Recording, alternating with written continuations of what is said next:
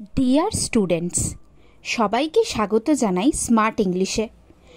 আজ আমি আলোচনা করব ক্লাস 9 আইসিএসসির poem I remember written by Thomas Hood. কবি নিজের ছোটবেলাকে এই কবিতায় মনে করেছেন।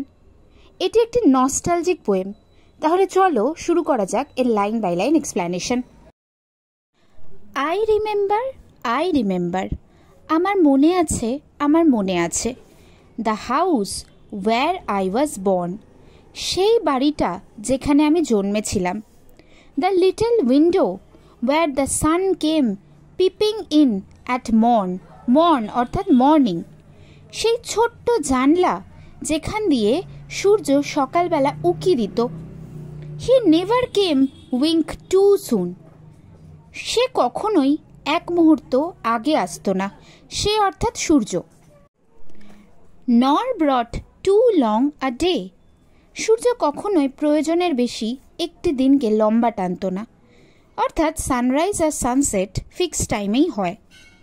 But now I often wish, কিন্তু এখন প্রায়শই আমি চাই the night had borne my breath away,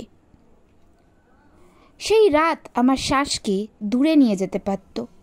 অর্থাৎ ছোটবেলা শেষ হতে হতেই আমার মরে গেলে ভালো হতো, কোনো চিন্তা দায়িত্ব কিছুই থাকতো না। তাহলে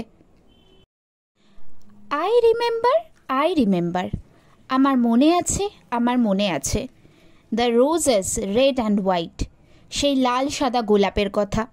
the violates and the lily cups, সেই ভায়োলেট ফুল লিলিকা ফুলের কথা।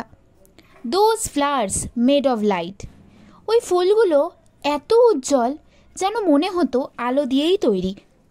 The lilacs where the robin built, আমার মনে আছে সেই লাইলাক গাছের কথা যেখানে রবিন পাখি বাসা বেঁধেছিল। And where my brother set the laburnum on his birthday, যেখানে আমার ভাই ল্যাবারনাম গাছ লাগিয়েছিল নিজের জন্মদিনের দিনে।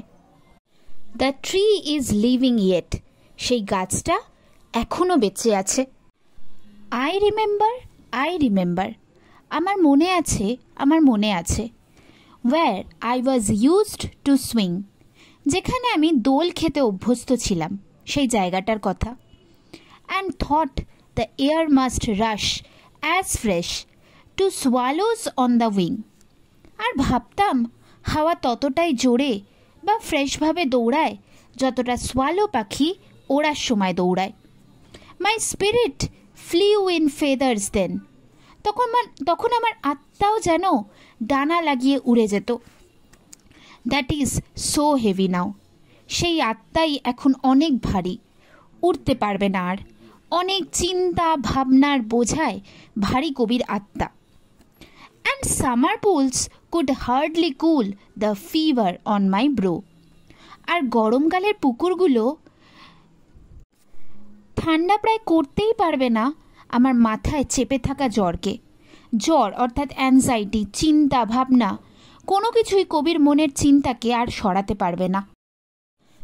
আই রিমেম্বার, আমার মনে আছে the fir trees dark and high, সেই ঘন উঁচু দেবদারু গাছের কথা।